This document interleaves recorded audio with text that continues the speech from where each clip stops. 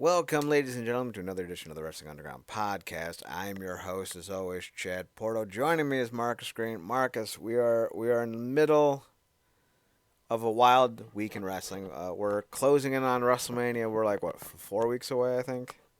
Yeah. Isn't it like in the middle of April for some reason? Yep. Fucking weird. Um, I would say that with everything that's been going on, our first story kind of seems a bit out of the left field of it all for us to be talking about, but I do want to touch on it because there is a certain professional demand that I think needs to be talked about that we don't talk about. So if you know anything about the online world of pro wrestling, you probably know something about JD from NY. He's a blowhard on Twitter who likes to overly criticize and dunk on things that aren't the Fed. Now, I want to be honest with you. Marcus and I, we criticize a lot of things on our show. We don't really hold back. We're pointed, but I think appropriate. We don't call anyone nasty names for the most part unless they deserve it. Like, for instance, if you fuck Nazis and or Nazi collectors, if you have been inside a woman who is a quote unquote fan of history and has a swastika headboard, we're gonna make fun of you for that. If you're being accused of racism and sexism and wanting to impregnate your daughter in a storyline and maybe not in a storyline, we're going to make fun of you for that. If you leave one company to sign with another because of potential more money, more freedom, more whatever, we're not going to come after you. I'm sad Josh Alexander's likely going to AEW because it hurts TNA. TNA has had a bad 4 months when it comes to talent. I'm not going to make fun of Pentagon for going to the WWE, even though the shine is off the rose already. No one is talking about Pentagon after, what, 3 fucking months? 2 months? He's already on Speed. Or no, main event. He's already on main event. But I don't hate Pentagon. I don't hate Cody or CM Punk. I don't care. It's not things that bother me, Marcus. Like these individuals, these men and women should in fact chase every dollar, every opportunity, every possibility they can. Wrestling, while it's not as short as it used to be, like usually you'd be like, "Oh, this dude's pushing 40. Push him out." We are now in an era where people treat their bodies better, so they're able to wrestle more and wrestle longer. But wrestling still has a short shelf life. You could be an IT professional for 40 or 50 years. You very rarely have someone who's in the wrestling business as a wrestler for 40 or 50 years. Like, off the top of my head, like, there was that one guy that TNA kept bringing in, like Mike Green, Tom Green, something like that, where he was like a 70-year-old fitness instructor and he just did some stuff. Then you also had like Sting, Terry Funk. But they're the rarities. They're not the norm. So like you do have a short shelf life as a wrestler. So I'm all for people chasing the dream, getting the dollar, figuring stuff out, right? Some people though truly like to act like this is a real war. Like this is something to be mad about and be upset about and sit here and chastise people for. I I don't get that. I don't understand that mentality. I think when you're a wrestling fan, you want variety. Marcus, I spent all of last Wednesday and a little bit, of the other week watching WoW because they have a whole channel on it on Pluto TV. So I was just watching WoW. Not all of it was Yeah. great, but some of it was really fun. The characters they came up with are fantastic, and more promotions need to do that. They have a Yeah. specific style, and their characters really just jump off the screen because of it. Yeah. They're Yeah. not I think great some of the wrestlers women. across the board, but Yeah, I think some of the women we see in mainstream would actually benefit to going there, kind of honing a lot of things. oh, absolutely, Yeah. absolutely. But also, like some of the women we're seeing now have come from there. I know Nikita Lyons may not be the best example, but she came from WoW. She's not the excuse me, I had the microphone. She's not the only one by any means, but like there are plenty of examples to show you that other promotions deserve your attention, not just WWE or AEW or even TNA or what have you. Like I watch TNA, MLW, WoW, AEW, New Japan. If I can get to All Japan or Noah, I do. Sometimes I'll check out CMLL. And on the rarity, like I was trying to watch NXT, but I just had to turn it off because my reception for it, because I use an Yeah. antenna, Yeah. You which said is watch starting to all bother wrestling, you me. mean it. Exactly. Yeah. I just watched the EC3's promotion. They had a show this past weekend. A coworker of mine was on it. Towel Boy, good guy, good guy. But like, I love wrestling. I think it's stupid. I got like 40 micro ballers, and I'm looking to expand the collection. And like, these aren't things that I'm saving because like I'm gonna be rich off these. I just think they're stupid, fun little trinkets because I think wrestling is stupid and fun. I don't understand why some people, specifically JD from NY and others, want to go on this almost soul destroying um what's the word I'm trying to think of not dignity but reputation destroying kind of antics and almost feed this machine of hate, and he's done it for a while now, and like his whole shtick Yeah. is he hates anything that's not the Fed, and he gets really crazily angry about shit. And he says some of the most wild and outlandish shit that I've ever heard. And some people are like, oh yeah, I agree with you. And other people are like, you're an idiot. Mostly it's you're an idiot. What I did not know, Marcus, is that this man is actually an announcer for House of Glory. Yeah. So as it stands, one of his big targets has been Mercedes Monet. If you know Mercedes Monet, you know that she's a black woman who used to wrestle with the WWE and had issues with her treatment within the company to the point where she basically walked out and got a release. Some people have said, well, that's super unprofessional. And those same people were like, free Phoenix, free Pentagon, free Ricky Starks. So clearly it's okay when it's one, but not the other. Okay. So she gets let go. She does her run on the Indies, hooks up with Stardom in New Japan, then eventually signs with AEW. And all in all, not a bad run. I think her gimmick is stale. I think she's the opposite of Rosemary. She hasn't found new ways to keep herself fresh in that gimmick. And I would argue that, like, unlike some other gimmicks that last 20 years, she's too visible for her gimmick to just kind of continue. Ric Flair, Terry Funk, even Sting, they took years off. And I don't think she wants to do that. So, like, yeah, Mercedes doesn't have, the freshest of gimmicks, but also she's one of the best wrestlers in the world, especially among the women. Yet JD from NY has made this woman his target, it seems like. She's probably making seven figures a year. I don't know any WB woman who's making seven figures. Yeah. We talked about it when it first happened. I don't think that woman has probably heard no the word no since she met Tony Khan. No.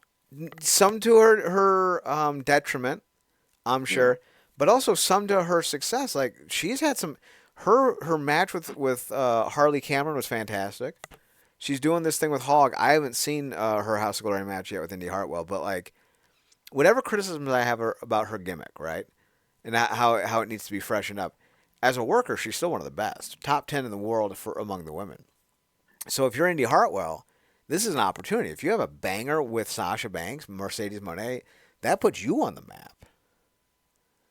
So like obviously there's a lot of potential with this.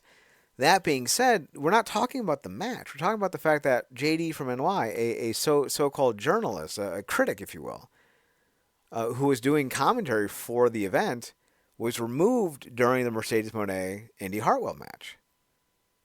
And this has caused a little bit of a firestorm in our little pocket of the internet. Some people are like, "That's stupid," weak little liberals, good cowards, and on the other side, it's like, "Oh, fuck him," he's stupid, and both sides are just kind of raging at one another. And now listen, I hate that I have to be the voice of reason. I hate it, but I'm about to be the voice of reason. Um, if you work in a setting of any setting, if you have a professional relationship with anyone, if you have a job, if you have work experience, if you've ever had a human interaction, if you've ever once looked at another person from across the street while you were buying yourself a donut, you know that there's a inherent respect that has to be given at all times to people until it's lost. I firmly believe that respect is not earned. It is given. You respect another human being for who they are, what they are, and how they are. Be it a new boss, a new colleague, a new friend, what have you. If you don't respect another person for what they are, who they are, and how they're doing it, then all you're showing is that you don't respect anyone. I do believe, though, that if you find out that this person is lazy, hateful, bigoted, spiteful, what have you, you're allowed to then take your respect back. It is not something that you have to continually give. Some people believe that respect is earned, and I think that's kind of like the customer's always right. It's an old saying that has lost its actual intention. And I feel like someone like JD from NY doesn't understand that respect should be given to strangers and new people alike. And instead, he uses every, Fox News tactic he can for engagement. This man hates on things simply to farm engagement. And I think to some degree, I understand that. I don't agree with it, though. So he was removed from commentary. And some people are like, well, that's a pretty snowflake move. And I'm going to sit here and tell you, if my colleague insulted me behind my back in a group text 4 weeks and I found out about it, I will confront them and it will get uglier. Whether it means they get fired, they quit, or I get fired for being a little bit more forceful than maybe they would have wanted me to. But you don't get to disrespect, especially someone you've never met, over and over and over and over again, and then expect to be able to work with them. If anyone is upset for this man, if this man himself is upset, I have to wonder, do you understand reputation? Like what that concept is? How you behave and the reputation you get from that is the only thing that will ever define you, especially in a public space. Professional decorum. Yeah. Exactly. You cannot take shots at somebody and then go, and then bemoan that you faced consequences for that. I have had many a nights where I've insulted people on the show. And if I ever got an opportunity to work on a show and they've heard something I said and they're like, "No, I don't want to work with you." I'm not going to be like, "Me, me, me, me." No. I would rather not work with these people to begin with than sit here and whine and moan about the fact that I don't get to do something because the person I've insulted doesn't want me around. They have every right to say, "No, I don't want you around." And House of Glory made the right call, but I would also, hazard, an even further statement. If you're going to employ someone like JD from NY who spends his days, just hours upon hours, harassing people, criticizing, tearing people down, insulting them, burning bridges. This man's reputation is basically a slumlord of a critic. He's a detestable human being who has no redeemable qualities and doesn't have any real working knowledge or insight into the industry other than he's a fan who apparently is large enough as a name to warrant being on a commentary team. I don't know how this dude is on a commentary team. He's terrible. But I also need to point out that when your reputation is that you're a bully and you spend your time harassing, tearing things down, insulting, and that's all you do, of course people aren't going to want to work with you. Why is this a shock? Now, thankfully, Marcus, it does seem that most of the internet is laughing at him because no one respects him, and nor should they. He doesn't offer anything in the conversation that's actually tangible. Yeah, it's not good. Like this from somebody who used to watch him. Oh yeah.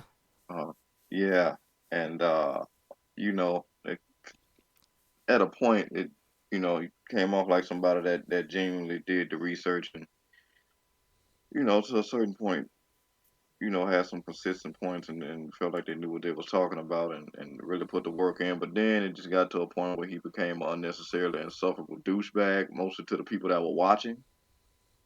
Because a lot of those shows would be live that he do. Mm-hmm. Uh, and then it just got to the point where it's like spend most of the time like I guess cursing out or insulting people who had difference of opinion or something negative to stay on his commentary during the lives.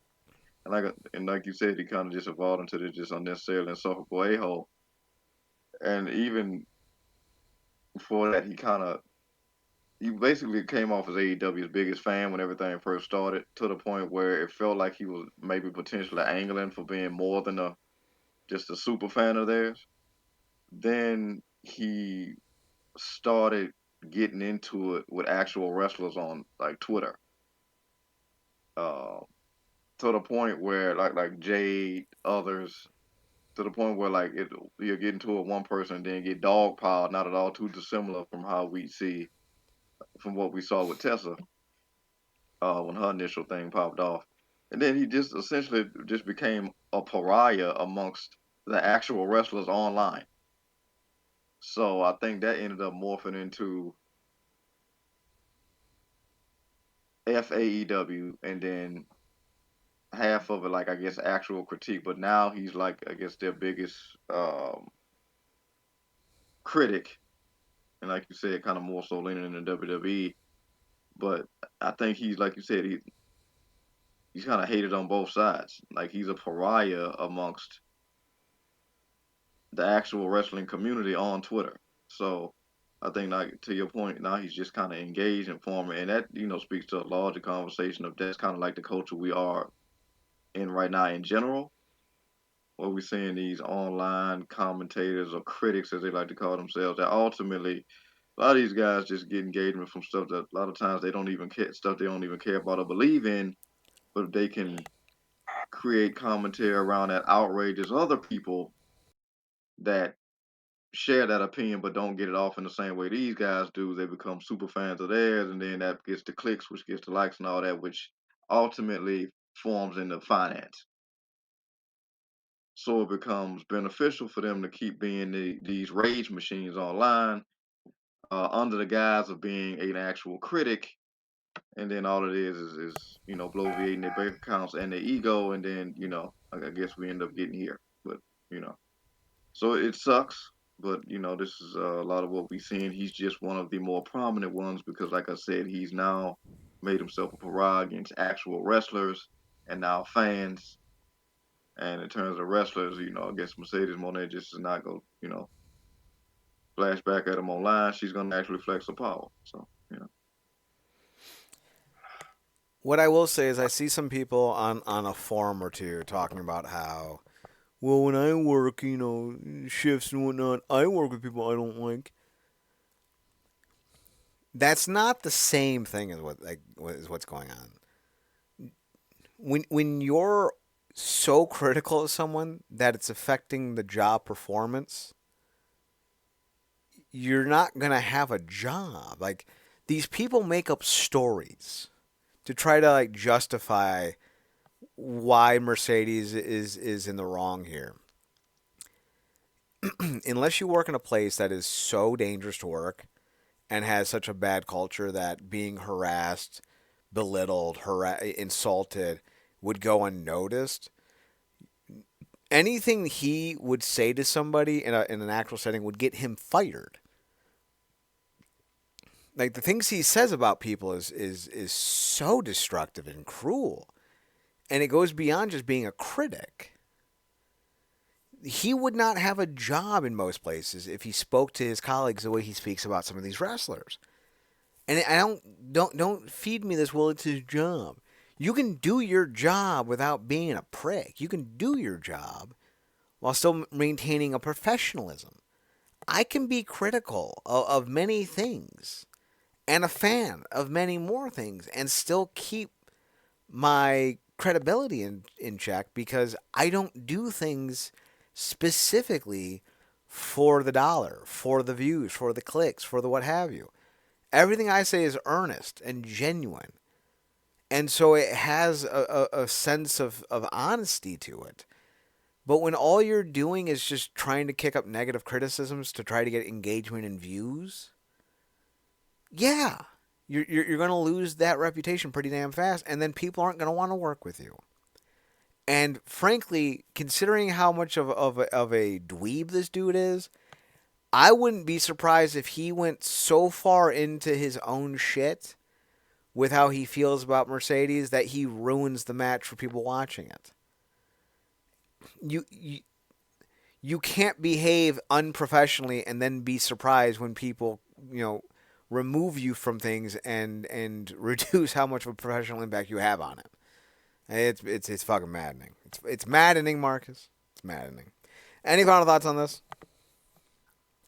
Yeah, no, like pretty much covered it. Like he's the manifestation of everything. We try not to be. We've talked about different versions. I feel like we talked about different versions of him throughout the years, and I just feel like he's the amalgamation of all the worst things now. Like I said, he once came off like a genuine fan who did the research and put in hours to kind of come off like he knew what he was talking about on a consistent basis. But then, like I said, he just became this unnecessarily insufferable uh know-it-all blowhard that just is ultimately unlikable. But doing all this stuff is pretty much, I would imagine, changed his lifestyle. If you look at his YouTube and uh, what that's become for a lot of people in terms of farming engagement, and then obviously that transferring in finance. So it's he don't really have an incentive to not do it when it's been benefiting. But like I said, he's made himself a pariah amongst the wrestlers to the point where he's probably their prime example of what these internet trolls, the height of what these internet trolls are. And in a lot of ways, maybe some of his commentary is his way of getting back at some of these people for crapping on them online. But again, like I said, all of it is just like you said, engagement farming, and it's sad because you know be able to point to prime examples of the worst of what we try not to be is it sucks, but it's why we here. All that the dark over there, we try to be more so the light, in terms of being even killed and stuff, and not coming off like a lot of times, obviously, it's not what you do, it's how you do it. We try to do it in a very professional manner, like you said, even kill, no malice. Don't take this stuff personally. This stuff don't keep us from our daily lives and keep us up at night like some other people. We don't live vicariously through this stuff. It don't become our identity. So, you know, hopefully, he's of a dying breed, if you will. God, one could only hope so. Let's move on to some good stuff. Let's talk about TNA Sacrifice. Still have issues with the roster. That doesn't change anything. However, what I will say this is I didn't realize Octagon Jr. was with the company at the moment. He's known as Golden Magic as well. He's someone I'm very high on. He's not a young luchador. He's already in his early 30s, but he's fantastic. And his tag team with Laredo Kid being called the Aztec Warriors, generic, but God, I like this dude. He's so cool. I like him. Um, I would like to more if Pentagon would have popped up in TNA because historically, if I remember correctly, the Pentagon and Octagon of it all have had a historical feud with one another throughout the generations. So it would have been cool to see them Mm. continue that feud with the next generation of wrestlers. I could be wrong on that. Mexican wrestling history is something I would like to learn more about. I just don't have the time at the moment. Um, that they were the pre-show. 30, not 30. Jesus, that would be impressive for a live Twitch show, basically. It was a live TNA Plus show, but if you remember the days of streaming on Twitch, like I do, 3,000 plus people were in attendance. It looked great on television. Fantastic stuff. First Class defeated the Aztec Warriors to open the show. Not much to talk about here. I don't know what KC Navarro's ceiling is. Right now, I think this is the best he can be for this company. And I think this is the best AJ Francis can be for this company. So, like, not the worst thing.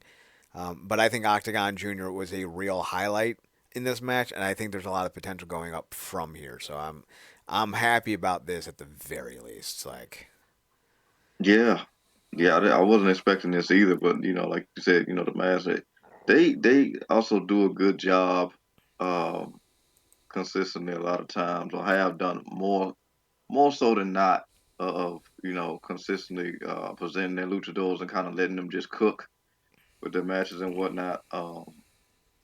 Because he tagged with, was it Laredo Kid he tagged with? yeah, Yeah, yeah. They've let Laredo Kid cook, and other names that they brought in from CMLL and other places. So that was cool to see. And I think AJ Francis and Casey Navarro played really perfect foils. That's really what AJ Francis kind of come in and done, being really just that guy that's just come off like a nuisance, but somebody that is a quality nuisance in that regard. Both on the mic and in the ring. Like he's looked really good in the ring. Like he has, been botchamania, if you will. He's really come in and he put in some quality work, which I appreciated and been pleasantly surprised by, particularly with his tandem with Casey Navarro. So like you said, this is their ceiling right now, but it's working, and they kicked off what I thought was actually a real quality pre-show for TNA. So I wouldn't mind them as champions. When I say the yeah, ceiling is that them as a tag team. Now, tag team champion, sure, but I don't see either individual being a world champion, at least with TNA. So that's kind of my stance on the quote unquote ceiling. Speaking of which, we got this fucking picture. If you're watching the live stream, or even if you're just listening at after the fact, because this is the only way you can listen to the show. The face that the referee is making for this next match just has me in stitches. Sammy Callahan and Mance Warner opened up the show. Um, I don't know what we're gonna get from Sammy long term. That broken leg, he's pushing 40. What is he? 37, 38. He'll be 38 this year. He hasn't gotten back into shape like he used to be. I'm sure with how fucked up his leg is, that's gonna be hard to do. But he does still have something to offer. I just, 2020, the dude was headlining, big shows, and he was the best act going, and there was just so much coolness that he had, and I feel like now he's the gatekeeper, if you will, for the next level. Like, he's here to make sure Mance Warner gets over. And that's great. You need those kinds of guys, but it still sucks. Mance Warner, on the other hand, holy jeebus, I like this guy. He's so much fun, so much charisma. He has this unique feeling about himself that really stands out when you watch him perform. He's somebody that I was really into when he was in MLW. I'm trying to remember who he had a street fight. He had the street fight in MLW. I can't remember who the hell it was, but like he fought. Maybe it may have been Joey Janela. He fought him across the city.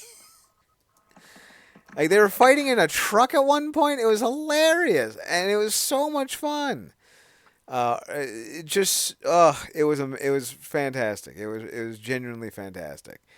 Um, I think this is a great signing, and I would like to see more of what they can do with him going forward. of course, the crux of it is that he's with Steph Delander, and as Marcus kind of just realized, not a couple of minutes before we went on the air, Steph Delander was in NXT at one point, and she's kind of the progenitor of the idea of what you can be if find success, in another promotion. You can become something so much more impressive despite failing in NXT. People don't even remember what her name was, and I think that's huge. So I'm optimistic to what this duo can do going forward. Mark, any Yeah. thoughts? No, I've been also pleasantly surprised by Mance Warner because I can't didn't for this I didn't know who he was. I got introduced to him obviously through TNA and then obviously getting background from you. Obviously I was well Steph Deland and I think she just works more better in the role she's in. By the way, we talked about this before. This tandem and ultimately what uh sparked it was one of the best pivots they've done in years. Mm-hmm. Particularly for that digital media championship, with everything that happened with PCO. Hell of a pivot, and I think this is another beneficial tandem, not at all too dissimilar from AJ Francis and Navarro. They work, and I think this is probably the best showing I've seen of Callahan in a while, but it also got back to a lot of his basics. And because it was that hardcore form, it kind of took away from what we obviously know he is kind of no longer giving us in terms of like just that spark that he once had, both from just a character perspective in terms of charisma popping off the screen as well as his physicality. So I think was a great showing for him, and like you said, he's the guy that puts guys over like Mance Warner. So and maybe that's just the stage he's evolved into. Maybe the Callahan that we had was for a specific season and reason. Uh, and maybe Warren is just that next guy. He's got next. So, we came off the last show talking about TNA need to invest obviously in younger talent, which we still are fully behind. But they also need to put the next hitters up at bat, and Warner seems like they got. So Absolutely.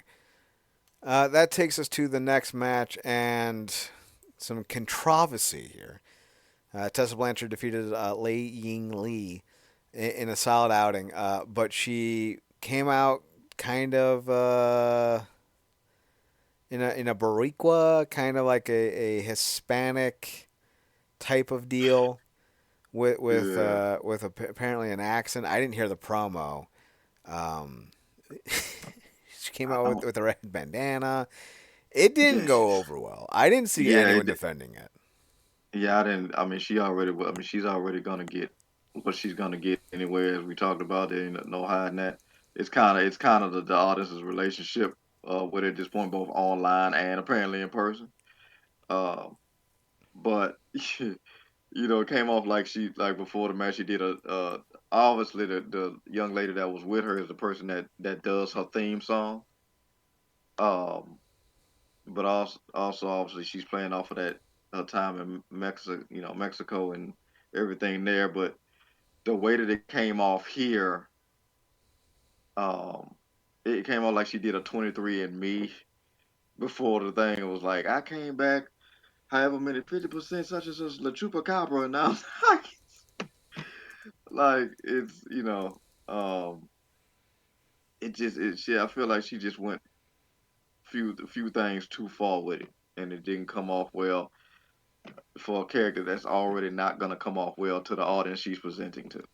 So Yeah, unfortunately, whatever possibility you had to salvage Tessa, dead. Just truly dead. I don't know how you salvage this. I don't know as a company how you come back from this. I think you really shot yourself in the foot by letting her do this. And as good as the match was, and it was fine. yeah, I don't know. Someone should have spoken up and been like, yeah, maybe we don't do this, considering all of the allegations against you. Yeah, being potentially racist against one coach and then just feel like you're appropriating another. It's, like I can understand the narrative of well, this is just gonna help the heel work. Yeah, but in a good way or a bad way. You know what I'm Yeah, saying? So, there's heat and then there's go away heat. I think what we're looking at here might be a little bit of that go away heat. which is bad because she's such a phenomenal talent. She Like she, is. like we talked about the one problem they're not gonna have when they brought her in, of which we listed out many, is the in ring, the ability, the performance. This is probably she probably gave Mei Ling Lee her best match in TNA so far. Um, and we expected her to win because obviously we imagine that they're gearing up to slam her up against Marcel Slamovich, who's had kind of been settled with the young lady that we're going to get to further down the line in the show. But yeah, the Tessa thing is still a conundrum, and the fact that I appreciate the fact that they're playing into all the elements of why she was gone away for so long in the first place. But constantly having to walk that line that she is with the audience, I don't necessarily know if adding this, like you said, it was the wrong type of fuel to the fire. Yeah, Felt like, yeah, absolutely agree. Then we get a six man that I really didn't care about. The Rascals and Ace Austin took on Wesley, Tyson DuPont, and Tyreek Igwe. Igwe? Igwe? Igwu? Igwu? How do you say his name? I want to say you said it correctly. Egg Y, Igwe? something yeah. I love Desley. Desmond Xavier Wesley. I don't love his pairing with Tokar and Razor Genericos. Like, mm, Yeah, yeah. You they said, don't offer anything. I'd be surprised if they're in wrestling in another 5 years. yeah. Their bruises in the ring don't really stand out. Otherwise, feel like they put the three of them together because they really wasn't doing anything separately. You called it last week. He just works better as a face. As does. Mm-hmm. I can understand they wanted to switch some stuff up with him when they went heel in NXT, but essentially he's kind of just been floating. Where before he was probably one, obviously he can go in the ring and probably one of the best NXT North American Championships champions that they had to the point. I mean, he literally went till he broke his back Mm-hmm. during that reign. And he's always just been impressive in general. I'm glad he got to have that on top of the tag team reign he had before that kind of got split. But it's funny, like he to get your opinion on this, feels like it's obviously this was closing old Rascal's business ultimately, but it almost be better if like something just happened where a switch flipped and he just got back with the Rascals, you know. But Bringing I, them you know, back I, together as a group is the right way to go. But unfortunately, when you have two different companies trying to yeah, navigate these guys, like it's going to be hard to do, and dare I say, nearly impossible to pull off. Because they're probably going to want to put Wesley into another story here soon, back on NXT television. So they probably don't want to turn him face, which is the sad part. But like having Wesley or Desmond Lee, what the fuck is his name? Wesley, back Desmond Xavier. Desmond Xavier back with the Rascals does make the most sense. But also we want Myron Reed too. So like, what are we gonna do? It was a fine match. But I just Yeah, didn't care. Another match that didn't really have me super intrigued about. Did I skip one? No, I didn't. Never mind. That's for later. We had Frankie Kazarian versus Steve Macklin. Solid match. Two vets going at it. Um, I like Frankie. I don't know if his run as a wrestler with TNA is really doing what I wished it would. I don't think he's moving towards the heavyweight title or the world title, I should say.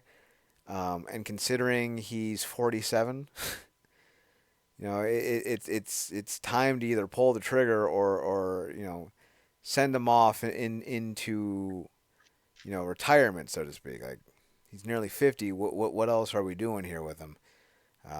I think he's kind of spinning his wheels a little bit.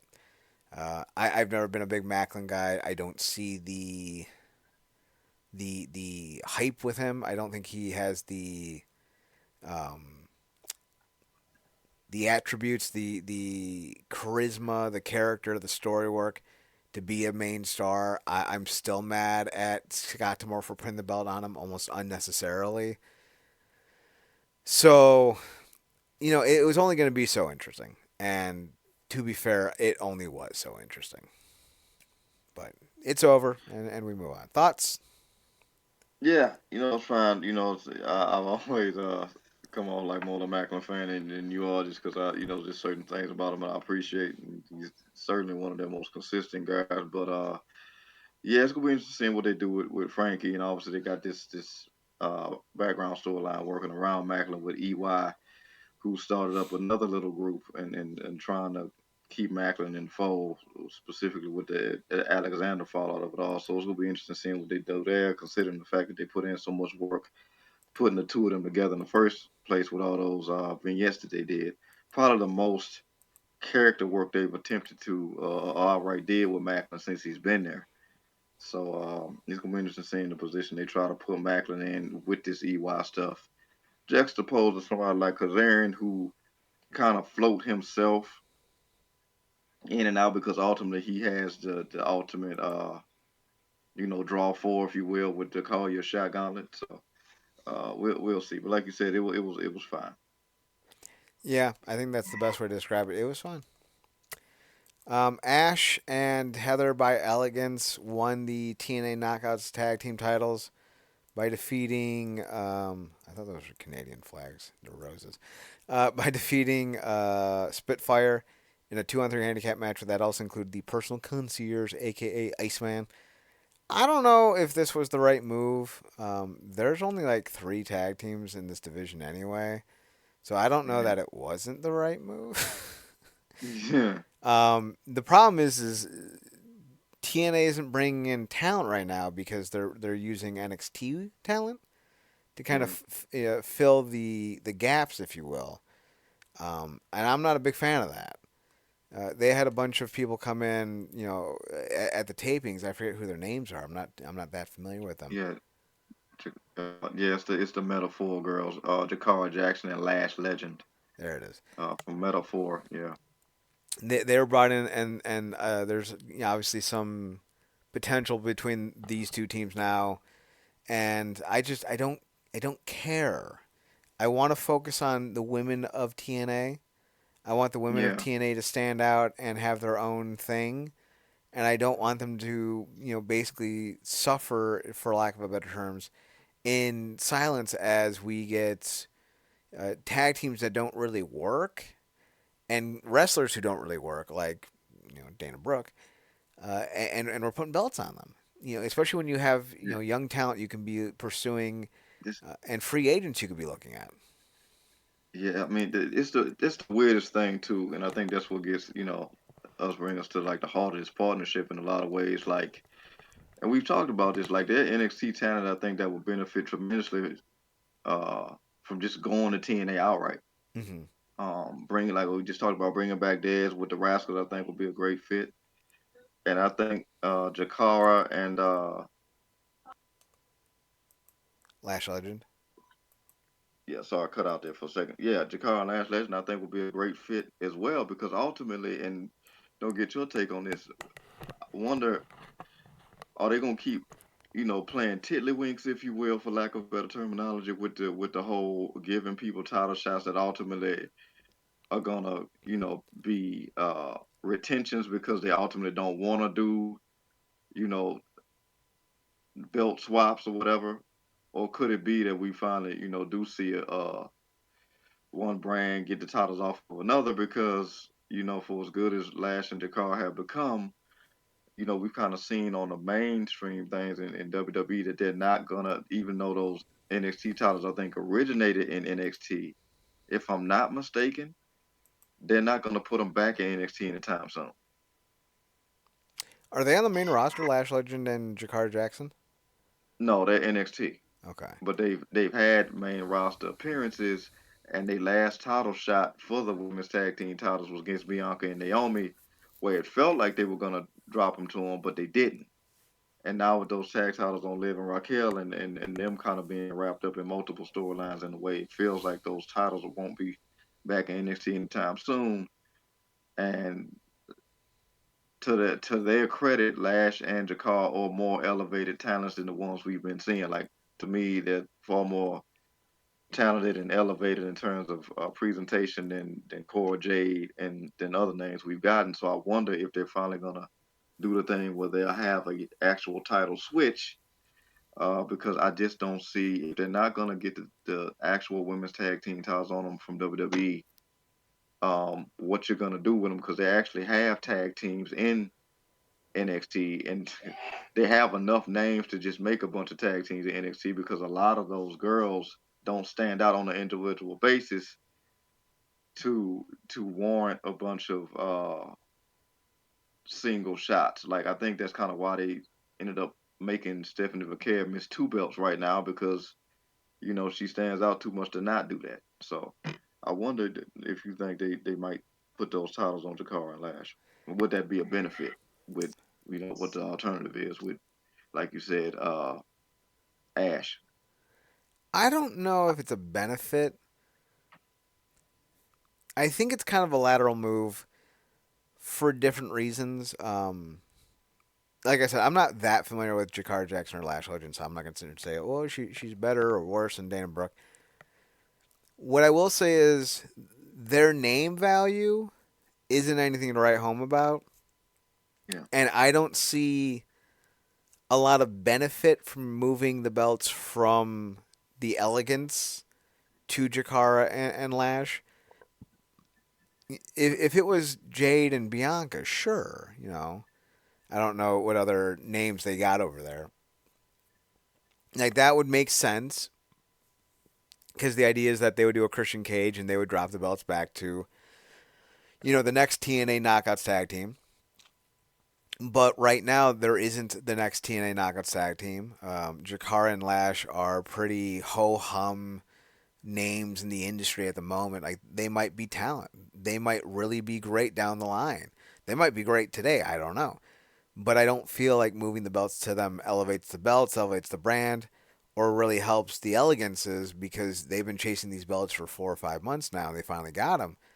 Do you really want to just hand them off to the next potential hotness in Jakar and Lash because they're new to the company and fans haven't gotten to see them in a TNA ring? So does that make sense to do? I don't think it does. I don't like the idea of WWE having any type of say, sway, or control over a title that belongs to TNA. I think that's a mistake. I didn't like it when TNA did it with, I think, didn't Frankie win the X Division title when he was still with AEW? I don't. I think he was full on. I want to say he was full on TNA when he did it.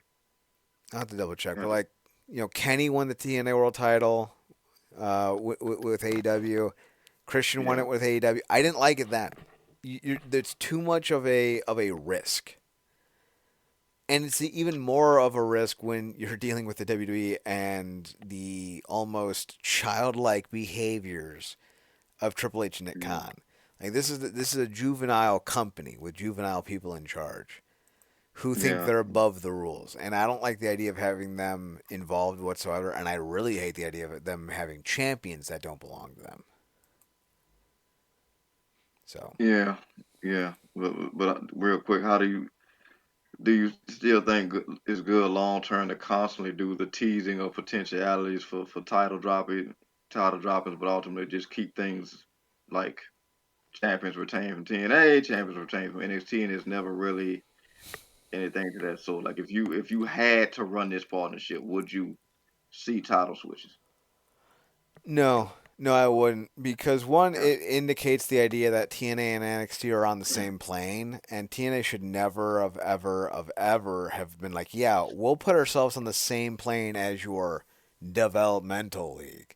It makes TNA look inferior just by association. Secondly, yeah, I don't see that the benefit of having Obafemi win the X Division title or having Moose win the NXT title because all that says is that your company's not as good as my company. yeah, And TNA is in a perception warfare with like four different companies at the same time. They cannot afford to be looking weak. And having your best talent lose to NXT's subpar talent makes you look weak. You're trying to stay afloat against the WWE, even though you have a partnership with them. You're trying to stay afloat against AEW. You're trying to stay afloat against MLW. You're trying to stay afloat against New Japan. You're trying to stay afloat against 40 or 50 companies at the same time while building your brand, building your whole system. You can't afford to look weak. And unfortunately, I feel like this NXT partnership has not helped them. Wesley and Obafemi being the two biggest things that they've been involved with, but nothing else has really benefited them. Like Cora Jade's not good, and she's gonna have she had a title shot, which we're about to talk about here in a couple seconds. But like, why bother? Um, Mufasa, excuse me, Mustafa Ali. I was about to call him Mufasa Ali. Defeated Mike Santana in a singles match in a again a fine match. They're both good workers. I just don't care that much about Mustafa Ali as a character. His politician gimmick is starting to grow on me, but I don't think Yeah. I've seen enough from him to make me think that this is the way to go. But Mm. some people in this industry really thought that he would be a world champion, and I'm just like, I stare at them side eyed, like, what? Why? Why would you want that? Yeah. Yeah. I mean, I feel like narrative he has far more. He's been allowed to have far more to chew on, and this has worked for him better than anything I feel like we saw from him in WWE. Certainly from a character perspective. Um, and like you said, his in ring has always been solid. Uh, a question for you: how do you feel like they've done with incorporating, playing off of Santana's real life struggles with this whole teasing him with the alcohol stuff? Um, been there, done that. I guess my takeaway would be like they did this with Rhino, Mm, 2007. In fact, the Elevation X match that he did with Storm was because of this. Storm was trying to get mm, him to drink, and so they created the. I think they created the Elevation X match for Rhino versus James Storm. So like we've seen it before in TNA. I don't know if we've seen it better than we've seen it now, but I also don't know if you can see it well. Like we saw it with Scott Hall, Road Warrior, Hawk. Every time they bring these stories into it, it doesn't yeah, feel right. yeah, they did it with Jericho and Punk with the straight edge stuff. Right? Yeah, It just doesn't feel right. And I feel like maybe sometimes we don't need to go into certain areas in wrestling. I know some people are like, well, yeah, it makes it more authentic. Maybe it does, maybe it doesn't. I don't like it. And I'm just not interested in this feud because of it. So mm, like, mm, mm. Speaking of things I don't like, Masha defeated Cora Jade in a match that can be described as must miss. Must miss. Are you a fan of Cora Jade? Are you a fan of what we're seeing so far? no, she does nothing for me, honestly. And again, nothing personal against the girl. She works fine for what she works with. But to me, she's not on the level. I don't even feel like she's on the level of Roxanne Perez, who they tagged her with. Put her with in NXT. I just, obviously she's a heel. She's gonna work far better as a heel, but she just doesn't do anything for me character wise or in ring. And I feel like this was one of those situations. I feel like this is what Masha's version of what Jordan had to do with Ash, Mm-hmm. and yeah, it's just something to occupy her until they're trying to run her dead in the Tesla, but they didn't want to do that in the immediacy because they wanted to build stuff with Tesla, which we just went through. So obviously she has next, but again, this kind of speaks to what we've been talking about, what we talked about with Jordan all last year, where it's like a great champion with lack of uh consistency and quality of competition. So If they actually put effort into building up their women's division, I feel like they would actually have individuals worth putting against Masha. just like they would have with Jordan Grace. They wouldn't have had to shoehorn Masha at the end of her run. Sadly, because they're trying to find time for all of this NXT talent, they're not signing as many people at the moment, and understandably so. But also, the talent they're being given from the NXT side of things aren't so good that they're making the women tag and men's division seem like must see divisions. Like Oba Femi is the first, in my opinion, great addition in this crossover. And Yeah, even then, unfortunately, he had to be paired against Moose, who took a giant L while a champion. Now, was that the wrong move to make? Not necessarily. You know, Opa was their top guy, and he's a blue chip prospect. Moose is 40 and probably doesn't have that much longer to wrestle, if his own words are to be taken seriously. So, like, you understand it, but you also just don't like it, and that's the situation that we're in with this. Sadly, I don't see it changing, and I think more ho hum women's division matches are to come. So, boo. One of the matches that I really did enjoy was the Moose and Jeff Hardy ladder match. Jeff busted out his trademark ladders and such, and he had a nice showing. I think he had the second highest rated match on Cage Match with a yeah, 7.17. So Jeff, yeah. even at 47, can still do stupid ladder shit. Yeah. I mean, Jeff really is defines that word enigma because despite everything he's done, um, put himself in detriment. A lot of times unintentional, but unfortunately, we all got our battles. That very well could have put him completely in the out with the audience. He's still one of the most, consistently beloved characters in all of wrestling, and I really feel like this run with him and his brother really been a quality one. Like I feel like what's the quote? Like um, may not be good as he once was, but he kind of what good as he ever was, or something like that. I may not be as good Uh, as I once was, but for one night I can be as good as I ever was. there it is. Yeah, and I feel like they've been stretching that quote across this entire run, and particularly Jeff in this match because in a lot of ways you would imagine after everything he's been through, both professionally and personally, that he really shouldn't be able to do some of the stuff and or better yet couldn't, and he's exceeding expectations. And I think Moose is the guy, perfect guy to pair him with because Moose, like you say, even at his age, is in great shape, probably the best of his career, and he's gonna be the guy that kind of gonna go there, which will go there for you. So uh, Jeff is just he's ace when he needs to be, and I feel like as a partnership as two brothers, I feel like they're having a Sting esque run like we saw in AEW. Um, but obviously with more offense because, like you said, Sting was limited and he probably did some of the best picking your spots we've seen from a legend in that spot. But yeah, this was great. This was great. Talk about like a match that you would just imagine a younger Jeff Hardy having, and he pulled it out at age what, almost what, 47 Yeah, or something. 47. Yeah, it's incredible. And the TNA audience, they love him. How could you not? Obviously, he didn't win, but yeah, fantastic showing. I don't know what the end game is with Moose as X Division champion, but I would hazard a guess that the right call to make would have been having Jeff go over. He's one of the only guys who has been in the X Division, who's never won the belt, who's had his stature. But also, if you remember, he debuted in TNA in 2003 or four. I think it was maybe four,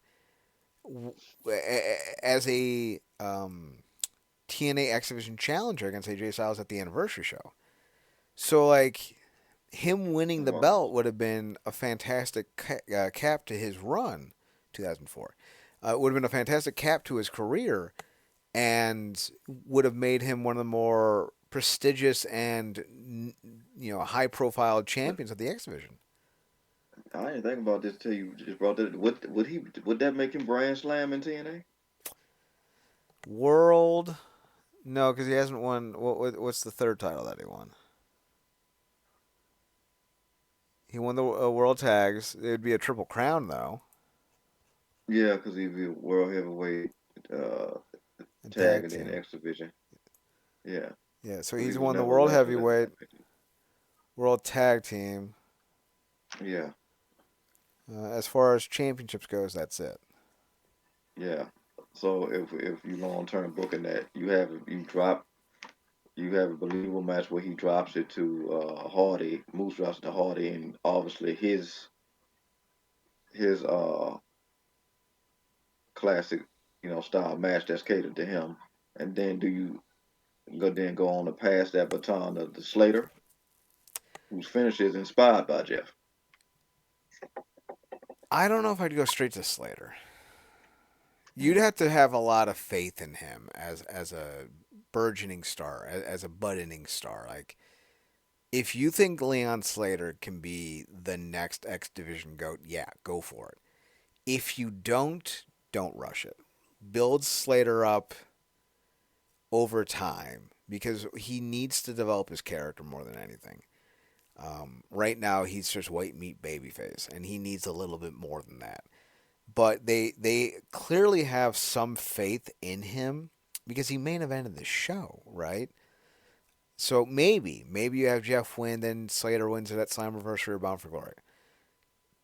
Worst ideas in the world. That being said, let's talk about this main event because holy Jeebus.